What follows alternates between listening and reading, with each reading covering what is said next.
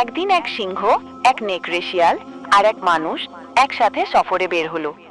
পথটা ছিল অনেক লম্বা, আর ধীরে ধীরে সবার ক্ষুধা বেড়ে যাচ্ছিল, কিন্তু আশেপাশে কোথাও খাবার ছিল না। কিছুক্ষণ পর শিয়াল সিংহের কাছে এসে আস্তে করে বলল, চলো মানুষটাকে খেয়ে ফেলি, ও দুর্বল, আর মানুষ এমনিতেই আমাদের শত্রু। সিংহ তখন বলল, সোজা তার মুখে এই কথা বলা ঠিক হবে না, আসো একটা নাটক করি। তখন সিংহ বলল, বন্ধুরা, ক্ষুধা থেকে বাঁচার জন্য আমাদের তিনজনের ভিতর একজনের কুরবানি দিতে হবে। তখন শিয়াল বলল, বন্ধুদের জন্য আমি আমার জীবন দিতে রাজি।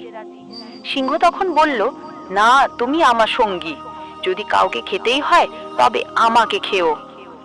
এই কথা শুনে মানুষটা মনে মনে ভাবল, এরা দুজন এত বড় ত্যাগ করতে প্রস্তুত, তাহলে আমি কিভাবে পিছিয়ে থাকি। এমন কথা ভাবা মাত্রই সেখান থেকে এক দরবেশ যাচ্ছিলেন। তিনি তাদের কুরবানির কথা শুনে বললেন, কুরবানি অনেক মহৎ কাজ, কিন্তু ভুল মানুষের জন্য এই কুরবানি দেওয়া বোকামি। চালাক সেই যে এদের চালাকি বুঝতে পারে। এটা বলে দরবেশ সেখান থেকে চলে গেলেন।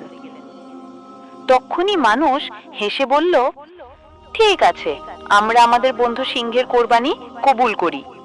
এ কথা শুনেই সিংহ আর শিয়াল লজ্জায় দম টেনে নিল, লেজ গুটিয়ে সেখান থেকে পালিয়ে গেল। নৈতিক শিক্ষা: লোভ ও স্বার্থের সামনে সত্যিকারের বন্ধুত্ব টিকতে পারে না, কিন্তু বুদ্ধিমত্তা অনেক সময় শক্তির থেকেও বড় অস্ত্র।